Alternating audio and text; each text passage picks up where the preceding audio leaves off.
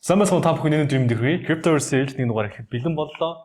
За энэ удаагийн дугаараар уусаа онцлогсод дахиад биткойн байх юм шиг байна. Altcoin season гэдэг зүйл одоо дээр бид байсан да. Одоо ч байхгүй л шиг. Одоо би хүүхдээ хэлэн л та. Аавыг нь залуу байхад Altcoin гэдэг үе байсан. Авсан coin 10 нугардаг байсан ингээд. 10 байтга нугардаг байсан. Ярьдаг юм түүх болж үлдэхэд байна. За энийг харсан нэвтрүүлгийн жоохон төсөл рүүгээ. Яри одоо ерөөдөө жоохон зах зээлийн мэдээгээ болоод чи тээ. За миний ял одоо ганц л мэдээ энэ да. Том зодон болсон угаасаа Trump Biden хоёрын зодон болсон. За тэгээ хоёрын нэг галзуултад навшаарын дуудалцаад эхэлсэн. Тэгээд энэ хоёр маань юу болов? За энэ зодоны улмаас юу болсон гэж 308 сая доллартай тэнцэх хэмжээний long арилж байгаа ихэд бол liquidate болсон байгаа даа. За тэгээд ерөөдөө бол харилцаа яриа бол ойлгомжтой. Твиттер дээр нэгэн твиттер нөгөөх нь шүүтгэд өөрөөсөө гэсэн сошиал медиа хүмүүс ч амар юм билээ шүү дээ. Нэг нь X дээр бичингууд нөгөөд нь шүүт дээр хариу нөгч нэг байсан. Хоёрын юм болчиход хэрлээ лөө. Хоёул би нэг юу платформ дээрээс авахгүй. Тэгээ сүүлд нь бас Elon Musk хэлсэн мөлий би бас арай хэтрүүлчихжээ гэхэд. Тэр одоо эвлэрсэн юм. Ер нь бол Трампаас асуусан мөлий та хоёр эвлэрэх үү гэхэд байх бас эвлэрэх тухаас бодож үзнэ гэх нэг тийм зай үлдээсэн байлээ. Тэгэхээр эвлэрчих байхаа. Эвлэрэх зай үлдээх хэрэгтэй гэдгийг сая ОС-ийн таалтан дээр би үзлээ. Бас хандлага шийдлээ хиймээс. Сайхан байна лээ. Тоолж хаагүй юм биш. Хишитлээ. Окей. Тийш дээ. За тэгээд нэг тиймэрхүү юм болоод 308 сая долларын long array liquidate болсон байгаа. За гэлэж гэсэн маш хөөрхөн хэрэглээ явуулсан байгаа. Би бол яг энэ мэдээнд байлах авааштай. Хандж байгаа яагаад гэвэл би short орсон байсан. Бас тэрнээс нэлээд бас нэг Telegram дээр ч гэсэн ерөнхийдөө бол жоохон би улаан цай ерөнхийдөө short нэгээрээ long нэг гэж үсэ хэлдэг. Ямар нэгэн байдлаар ерөнхийдөө батарей нэг юмрхүү байж ахаарч ирэх гэдэг ханддаг. Яг тэрийг мэдээж одоо авсгаад гэх юм уу? Өөрөөс авжин ашиглаж чадсан хүмүүс бол мэдээж бас миний айдыг хараад ойлгодог болсон байвал хамт short тарьж анаарсан хүмүүс ашиглаж чадсан болов гэж найдаж байна. За гэхдээ ямар нэгэн байдлаар санхүүгийн зөвлөм мэдээж биш. Хувийн үзэл бодол те одоо opinion илэрхийлж байгаа гэдэг та бүхэн сайн бодолцож үзээрэй. Тийм. Чи ингэж манайг бас гоё тайлбарлаад. Яа, шүү дээ. Англи таа бүгд байна. Зүгээр араас нь за энэ дээр бас та бүхэн зүгээр болоо. Хэвлийн төлөвлөгч гэдэг шүү. Саяхан энэ маань ингэж бодоод өнгөрчээ. Тэглээ. За тэгээд тэглэж гэсэндээ биткойн бас хөрхэн сэргэлт авсан байгаа. Энэ 7 хоногт бас одоо Азийн strategy гэдэг болчиход байгаа. За Metaplanet гэдэг Японы компани 210 мянган биткойныг хөдөлж явна гэдэг төлөвлөгөө бас зарласан байгаа. 2027 онд сүүл гэхэд. За тэгээд 5.4 тэрбум долларыг одоо сүүндээ зарцуулнаа гэдэг зүйл ярьсан байна. 8888 биткойныг одоогоор эзэмшиж байгаа юм байна. За тэгээд өнгөрсөн дугаар дээр ярьжсэн нэлээд олон нийлцэх компани биткойн тодорхой хэмжээнд эзэмшдэг гэж. За тэрний нэг тод жишээ нь бол Metaplanet гэдэг энэ компани одоо Японы компани бол бас байгаад байна. Манай ухаатай ш. Тэгээд энийг ярьж байгаа хооронд өөр нэг сонирхолтой юм ажижсэн. Малайзад болж байгаа үйл явдал байна. Эдний зүгээс Tinaga National Bear Heart гэж аахгүй за энийг Малайзад нэг юм шүү дээ. За эдний хуулангууд 2020 оноос 2024 оны 9 сарын хүртэл нийтдээ 441 сая ригэд буюу одоо 104.2 сая доллартай тэнцэх хэмжээний захиргаачийн хүчийг бол одоо хууль бус биткойн олборлолтод бараг алдсан гэж зүйл хэлж байгаа юм. Захиргаан одоо холоолаад байна шүү дээ. Төлбөрийн төлөхгүйгээр. Тэгэхээр ихэнх нь угаасаа биткойн олборлох засвал гэж байгаа юм. За тэгээд Малайзын одоо нөгөө нэг засгийн газар ч юм уу удирдах байгууллагууд юу гэж байгаа гэхлээр манайд бол одоо ингэ бүртгэлтэй том exchange-ууд бол юу крипто холбоотой компаниуд бол маш цөөхөн байдаг гэсэн ч гэсэндээ яг судалгаагаар болох юм бол бүр ингэ дундаас том төвшний биткойн олборлог тийм компаниуд бүр ингэ маш их байгаа. Тэгээд тэд нар нэгэд олон юу ил болохыг хүсдэг нэ. Яагаад вэ гэхээр нэгдүгürt нь захим халдлагад өртөх магадaltaй болчдөг. Миний хакер нэг шиг хэлсэн шүү дээ. Тийм. Тэгээ хоёрдугаарт нь болон компани гэсэн шүү дээ. Маркет центр яа уул дагаад үг гэхээр халдлага төсөөс сэргэлдэг гэсэн чинь Arkham бид нар бол мэдж байгаа. Мэдж байгаа шүү. Бид 80% бол бид нар айлс болоод зүйлийг мэдж байгаа тийм. Тэгээд бас нөгөө нэг юу бишт толгой би орж ирээд нөгөө нэг одоо том хэмжээний холгоос ч юм уу тийм эрсдэл бас үүсэх болно гэж хэлж байгаа. Тэгээд олон тоогоор ингээд өөрсдөө бас ингээд ил тод мэдээлэлд ирэнгуут одоо нөгөө нэг дүрм журм зохицуултанд тодорхойгүй учраас гинт танаа үйл ажиллагаа болохгүй гэж яваад ч юм уу. Манайх нэг сандживэл нэг манай Монголд ч бас нэг биткойн олболж байгаа баригдлаа гэдэг нэг төрөмж компани мэдээгээр гарч ирсэн юм да. Тийм үү.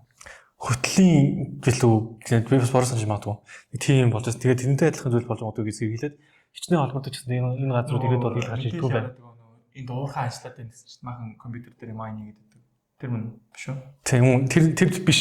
Тэрнтэй адилхан. Тэр чинь бол хэлдэг шүү дээ. Уурхаал юм чи ашигтай байж таараа гэдэг. Тэр чинь бол тийм юм.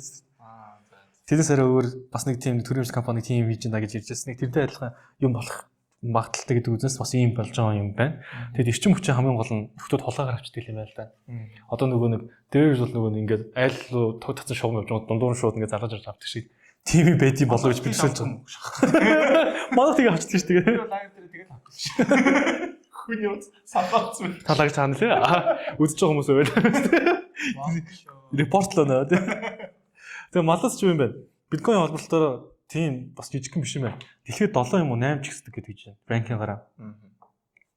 Тэгээд энэ дээр бол бас нэг юм явж байгаа. Тэгээд манай Монголд ч гэсэндээ уул нэг тийм ам дэмцэн 102 явдаг гэсэн нэг 3 дугаар цахилгаан станц ч өнөөний ойролцоо ихэд контейнер дүүрэн майнер байгуулад одоо ингээд ASIC майнер тавьсан. Тэгээд энэчнээс ингээд ашиглаад явж байгаа гэдэг ам дэмцэн яриа бол яа гэдэг бодтой биш тий. Тэгээс үнэн үгүй мэдэхгүй шүү дээ тий. Тэд нар бас бодвол тэгээд төлөвийн төлжлөл авдаг байлгүй дээ тий.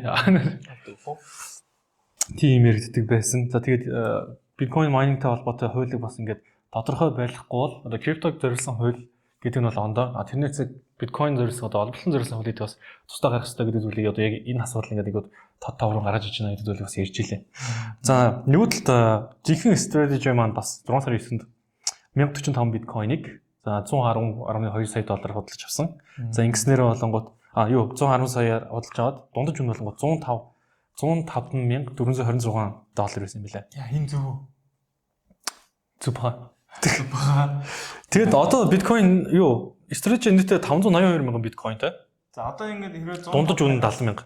Дундаж үн 70 юм тий. Одоо нийт койн дундаж үн. Сүүлийн худалдаа авалтын дундаж үн 105 мянган доллар.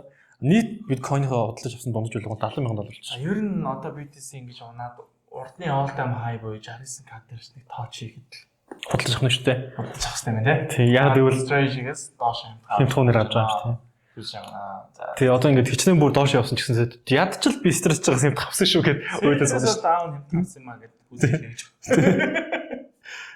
Нүүдээс бүр ар марал явчихгүй. Тэгээд сая майнинг холбоотойгоор одоо USDT гаргадаг Tether бас нэг open source Bitcoin mine хийдэг тийм одоо програм бэлдэж байгаа гэсэн. За энэ болонгууд энэ оны сүүлээр бас бэлэн болно. Тэгэхээр бас зөндөө олон mine хийдэг жижиг бизнесүүч бас орж ирэх боломжийг нээж өгнө гэсэн ба. За тэгээд одоохоор ямар юм байх нь бас харцъя. За би бол одоохондоо nice hash стил ашиглаад лаптопоо чипүүгээр нэг жоохон mine хийгээд яваад байгаа. Тэгээд хэрвээ бас тэгээд одоо томын компьютер додоош тоглох болсон. Насаа ясын цайтал mine хийж байгаа. За өмнө Солонгост нөгөө нэг крипто дэлгэцийн эргэлж маань сонгогдсон. Тэр нөхөр бол бас их ширүүн байлээ. Ширүүн гэдэг нь биднэрт бол сайнаар бууж байгаа. За шууд нөгөө нэг 2 дахь өдөр Digital Asset Basic Act буюу одоо дижитал хөрөнгө анхны зохицуулалт гэсэн нэг тийм полислогс өргөн барьсан байлээ. За энэ дээр нь орсон онцлог заалт нь юу байсан бэ гэхээр 500 сая вон буюу одоо 368 мянган доллартай тим компани одоо эзэдийн өмчтэй компани байх юм бол тэдний бол ингээд одоо харамжлагдсан стейбл койноос гаргаж болно гэдэг заалтыг оруулсан байгаа юм лээ. Тэр хөрөнгө одоо ингээд барьцаалаа. Тэгээ нөгөө буцаагаад стейбл койно мөнгө болгоё гэдэг нь тэр ингээд бүрэн ингээд нэг ярьсан нэг салах чадамжтай байх хэрэгтэй гэдэг зүйл тавьсан. За тэгээд энэ үйл ажиллагаа явуулахдаа давхар мэдээж одоо Солонгосын санхүүжилт хорооноос зөвшөөрөл авах хэрэгтэй. За дээрэс нь энийг яагаад ингэж үтсэн бэ гэхээр яг Солонгосын топ 5 одоо бирж гэхтэл 57 тэрлэн вон буюу 42 тэрбум долларын одоо юм арилжаа гарсан юм байна. Стейбл койнтой холбоотой. Тэгэхээр энд угаас ийм том зах зээл байгаа учраас энэ зах зээлийг гадны харамжлагдсан койн биш одоо дотоодын стейбл койн буюу харамжлагдсан койныг бас оролцуулах хэрэгтэй гэж үзэж байгаа учраас энэ залтыг бол оруулсан гэж үзэж байгаа юм. За наад стейбл койн шинээс яг манай Instagram-аар бас нэлээд шаардлага залуу байдаг юм байна. Солонгост амьдардаг. Тэгээ тэн дээр юу гэж надад өглөө хэлсэн хэрэг яг цаанаас нэг юм крипто судалдаг гэсэн солонгос хүн байдаг шүү. Тэгэхээр одоо нөгөө юу Trump-ийн гаргасан USD1 буюу stable coin-ыг авах хэрэгтэй гэсэн юм ярьсан л дээ. Яагаад би асуусан зүгээр яагаад stable coin авах нь өөр ашигтай байгаад байгаа юм бэ гэмэд. Ерөнхийдөө иймэрхүү нэг одоо rumor гэдэг үг л дээ. Шоу гэж одоо USD1-ээр одоо Америкийн их сургуулийн бондыг худалдаж авах боломжтой болж байгаа гэдэг юм байна. Тэгэхээр нөгөө заавал ингэж нөгөө sweet гүлэмүүлээс ингэж бонд авахгүйгээр USD1 гэдэг stable coin-ыг ашиглаад бонд аваад бондоосоо өгөөж хүртэх боломжтой гэдэг ийм их нэг экосистем юм яваад байгаа шиг хэлдэг те. Яг батлагдсан зүйл байхгүй зүгээр чатнаас чатны хооронд явуулж байгаа юм. Шүү. За тэгвэл баттай нэг мэдээ байна. За тэр нь юу гэхээр Trump Media and Technology Group гэдэг газрын компани ба. За Donald Trump-ийн хүүхдүүдийн бас эзэмшлийн компани. Эднийх болонгууд Spot ETF-ийн хүсэл гаргасан байна. Манай Spot ETF-т ажиллаж байгаа гэдэг хүсэлт бас ингээд сонгогдлохонд гаргацсан байгаа юм байна. Тэгээд ерөнхийдөө бол энэ бас ашиг сонирхлын зөрчилдөөн гэдэг зүйл бенчтэй гэдэг нэлээд тийм асуудлыг дагуулсан ч гэсэндээ эсвэргээр Donald Trump одоо энэ Spot ETF-ээр бас дараагийн алах нь юу байх гээд байгаа вэ гэдэг бол бас батлагдаагүй юм зөндөө байгаа. Ерөнхийдөө ерөнхийлөгч нь одоо тухайн ерөнхийлөгч нь сонгогдлох хороолгоо өөрхөн компаниуд дамжуулаад Spot ETF ажиллах тийм хүсэлт өгчлөө шүү дээ. Тэгэхээр ашиг сонирхлын зөрчилдөөн төрөв. зөрчлөнд харин тэр нь бол тэр нь л асуудал гэж ярьдаг. Харин гол нь энийг хийснээрээ юу хийх гээд байна гэдэг яриад илээ. Юу хийж ингэж бодож байна. Юу ч. Одоо энэ Trump тэр нь оролдоогүй юм гэж ялгадуу. Coin байна, NFT байна. Meme coin гаргалаа. Зах зээл рүү сайхан самарлаа. Одоо өөр ETF болж ажиллаж байгаа шүү. ETF фокус дотор байсан. Одоо угаасаа Elon Musk хэлсэн Trump бол галзуу өгсөн. Trump хэлсэн Elon Musk галзуу өгсөн. Тэр ингээ харах нь энэ хоёр угаасаа л галзуу өгсөн. Тэгээ Elon Musk арай илүү галзуу байгаа юм. Trump ч бол өөрөө хөлнөж ирсэн. Би юу жоохон мэдэр хотод мэддэг шүү дээ. Тогтоогүй галзуу нөхрөлөө шүү. Elon Musk ч нэ амар юм ярьж ажилласан. Би бас зарим юм нарийнж хэтрүүлсэн байлээ. Гэнт ухаарад тийдэд устгацсан байсан. Би ч 75 сарайч хэтрүүлж явж байгаа даа бас. Тайвар юм да. За өөр тайван да. Тэгээд нэр түүний солонгосын хэрэглэгчийн авч байгаа нэг зарим сайн юун дээр крипто толгойтой бодлоготой нэг юм ба.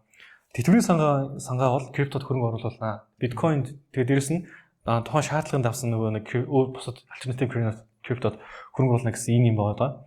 Тэгээд тэтгэврийн сангаа хөрөнгө оруулна гэдэг бол тэтгэврийн сангийн мөнгө бол мэдээж маш их мөнгө байгаа. Дээрэс нь тэтгэврийн сангийн чинь хамаагүй л хөрөнгө оруулдаг шүү дээ. Аль тогтвортой өсгөн баталгаатай ч тийм хөрөнгө оруулахгүй хүмүүс нь тэтгэвэр учраас эсэлттэй байдаг. Тэгээд энэ бас нэлээд том мэдээлэл байгаа гэсэн. Эсрэгээр нөгөө талд ерөнхийдөө чинь юу жисэг үтсэн бэ гэхээр одоо Солонгосын төв банкны одоо удирдлага Ри Чан Ян гэдэг хүн болонгууд хэрвээ одоо ийм жижиг газрууд ингээд наад төрлийн чинь барьцаагдлууд ингээд өөрсдөө стейбл койн гаргадаг болчих юм бол төв банкны одоо авч хэрэгжүүлж байгаа мөнгөний бодлого гэдэг зүйл одоо ингээд үр нөлөөтэй байх байдлаа шууд алдаж эхэлнэ. Тэгэхээр энэ дээр бол ингээд жижиг компаниудад наад боломж олох биш. Одоо төв банк нь өөрөө ингээд манлайж орцож явах хэрэгтэй болохоос биш. Ийм бодлого болох. 3 гэдэг бол шууд эсрэгцсэн тийм. Шууд инфляц руу хандаад хэлчихнэ шүү дээ. Шууд эдийн засгийн бодлого руу ороод хэлчихээд юм байна да. Тэгээд нөгөө нэг хар шиг сануулсан. Хар жишээ. Тий. Ийм стейбл койныг одоо наа компаниуд жаах юм бол Tokon гэж хэлсэн байгаа. Tokon ч цагаан төлөлт. За тэгээд онцлог бас хүлээж байгаа үйл явдал гэдэг 6 сарын 17-ны хооронд Япон улсын төв банк бас нэг хуралдааны хийх юм шиг байна. Тэгээд энэ мөнгөний бодлого тодорхойлох юм уу? Тим хурал болох юм байна. Би хальт юуг нас жирийг харсан. Тэгээд тэнцэнээс бас нөгөө нэг зах зээлээ идэвхжүүлэх үүднээс бас мөнгө зах зээл рүү шахаад эхлэх юм бол юу байна? Ер нь бол дамдаа явж байгаа биткойны нөхцөл нь сайн нөлөөлөх магадaltaй шүү гэдэг зүйлийг бас ярьсан байлээ. Биткойн ер нь одоо шинэ all time high гэдэг үсдэрээ динжигнэт л та тэгээд одоо ерөнхийдөө дээдлээ 110 үрээ доош нь 104 хоёрын хооронд юм range маяг хөдлөө. Тэн дээрс нэлээд том таа зайтай зон байгаа даа. Тэрийг одоо дээшээ нэвтлээд авч чадахгүй гэдэг дээр одоо ингээд ерөнхийдөө дээшээ багцаад нэвтрээд байгаа бол чи ингээд буцаад том сөрөөнө хороо тэндээс лайнтаад доош буугаад байгаа. Тэгэхээр одоо хэдүүлээ харж байгаа энэ тэгээ магадгүй би зөв бодох нэ одоо нэг хүмүүсийн итгэл үншил жоох ингээд дахиад жоон цаашаа ингээд өсгөө гэсэн жоохон мэдрэмж өгдөө шүү дээ. Одоо all time high дээр зөндөө удажчлаа. Ерөнхийдөө түүхэн харах юм all time high дээрээс байж байгаа нэлээд хүчтэй амлалтад орж ирдэг. Тэр магадгүй одоо хүмүүс жоохон унах тал руугаа гэж харж байгаа бол мэдээж нөгөө шаркууд маань юу гэж харах вэ гэхээр хүмүүсийг шорт арилжаа хийгээд эхлэхийн цагт нь сайхан цөм байдж өгч тийш liquidation болгож байгаа. Бөөстэй дахиад нэг шинэ оргил дээр нь зарж магадгүй гэсэн нэг бодлоо. За энэ дээр бас би нэг altcoin season яг ийм хүсэл ороод явчихсан гэсэн хувийн бодлоо. За энэ altcoin дээр чи одоо нэг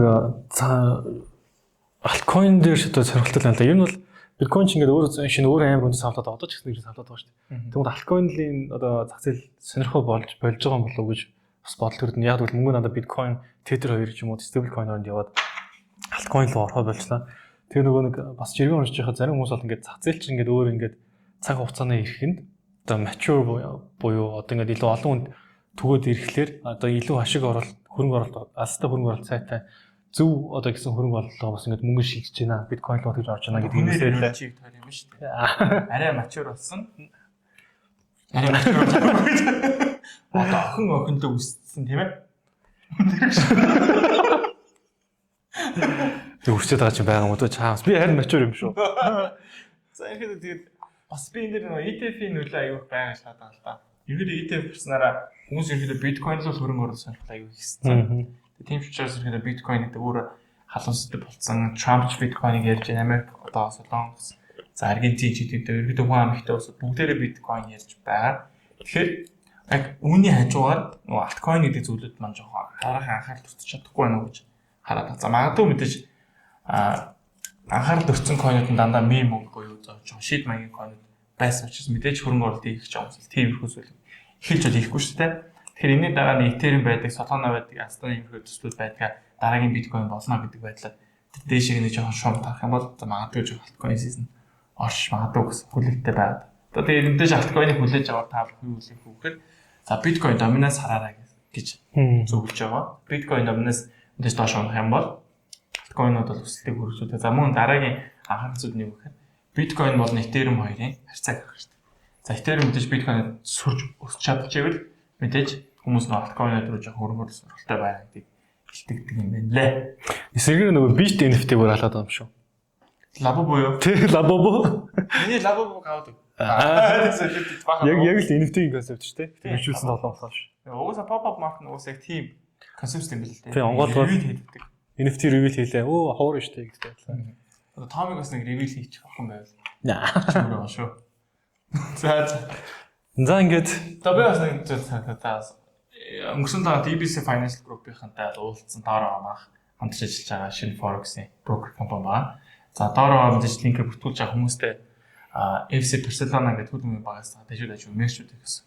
Бид хэлэхээр бэлтэж байгаа юм байна. Тэгэхээр та бүхэн доороо линкээр бүртгүүлээд тодорхой мерч эзэн болох боломжтой байгаа шүү. Тэгэхээр мэдээж цаанаас брокероос шалгаруулж өгөх учраас мэдээж тодорхой хэмжээнд нөгөө тааганаас бүртгэл биш. KYC хийгээд орлого зарлага хийж мэдсэн хүмүүс түнээсээ шалгаруулах болов уу гэж бодож байна. За мөн өөр Forex орчвол манай юм өтөйтэй хамтарч ажиллаж байгаа. За крипто дээр манайх Binance биштэй хамтарч ажиллаж байгаа. Та доороо линк бүртгэх юм бол арилжаагаа шивтгэлийг хэдөө бүрдүүлээ? 20 болгож таа. За ингээд тэгнэж таа. за байж гараа. Байж. За таан дээр 6 тоглолтод. 2-1 болчихсон. Яг болчихсон.